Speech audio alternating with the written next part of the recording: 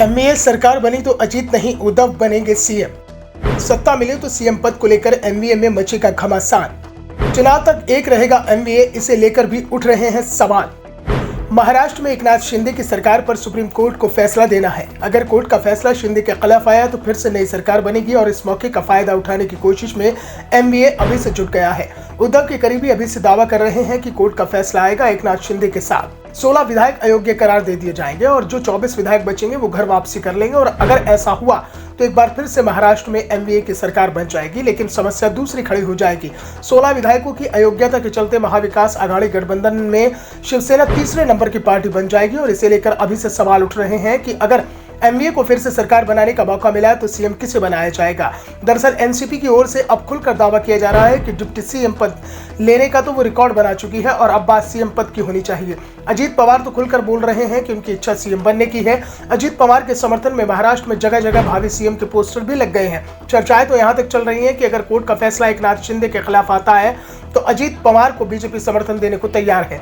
यानी या तो एनसीपी बीजेपी के साथ आएगी या फिर अजीत पवार अपने समर्थक विधायकों के साथ बीजेपी से गठबंधन कर लेंगे और सीएम बन जाएंगे। यानी एकनाथ शिंदे की सरकार जाती भी है तो सरकार एनडीए की बनी रहेगी। हाल ही में शरद पवार ने पार्टी कार्यकर्ताओं से कहा था कि अब रोटी पलटने का वक्त आ गया है। पवार के इस बयान के कई मायने निकाले जा रहे हैं। बीजेपी दावा कर रही है कि पवार 30 साल से एक ही पार्टी के साथ गठबंधन में है। 3 साल पहले उस गठबंधन में शिवसेना भी शामिल हो गई थी। ऐसे में पवार अब नए गठबंधन की बात कर रहे हैं। रोटी पलटने का मतलब उनके गठबंधन पलटने से लगाया जा रहा है। पवार की भी इच्छा है कि महाराष्ट्र में उनकी पार्टी को सीएम पद मिले तो दूसरी और शिवसेना उद्धव बाला साहेब ठाकरे यानी कि यूवीटी का भी दावा है कि सीएम पद उसे मिलना चाहिए। उद्धव गुट के संजय राउत से जब सवाल किया गया अगर एमवीए की सरकार बनने की परिस्थिति फिर से बनती है तो सीएम किस दल का बनेगा, क्योंकि एनसीपी के अजीत पवार भी सीएम पद पर दावेदारी जता रहे हैं। राउत ने सवाल का जवाब देते हुए कहा कि मैं मानता हूं कि जिस तरह से उद्धव ठाकरे को पद छोड़ना पड़ा तो सब चाहेंगे कि उद्धव ठाकरे एक बार फिर से मुख्यमंत्री बने। हम सब और पूरा महाराष्ट्र चाहेगा। आपने देखा होगा कि आपका सर्वे क्या बोलता है, तो ये महाराष्ट्र के लोगों का सर्वे है, महाराष्ट्र के लोगों के मन की बात है। तो हम भी चाहेंगे कि जिस तरह से उनको निकाला गया है तो एक बार फिर से उसे सम्मान से पद पर बैठना चाहिए।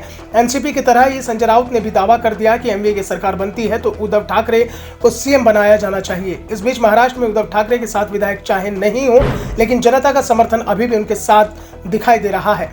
इसके साथ ही उनको लेकर जनता के मन में सहानुभूति भी है और बीजेपी को भी इस बात की चिंता दिखाई दे रही है। दरअसल हाल ही में बीजेपी ने महाराष्ट्र को लेकर जो सर्वे कराया था उसमें एकनाथ शिंदे का साथ उन्हें कोई खास फायदा होता हुआ दिखाई नहीं दिया। सर्वे में साफ हुआ था कि शिंदे बीजेपी पर बोझ है। उनके जाने से बीजेपी को मिलने वाले वोटों में कोई अंतर नहीं आया। बीजेपी का आधार जरूर थोड़ा मजबूत हुआ है लेकिन इससे मजबूत आधार वाले एमवीए की चुनौती से लड़ना आसान नहीं है और इसलिए बीजेपी भी नई रणनीति बनाने में जुटी है। Bureau report, the Dhakad news.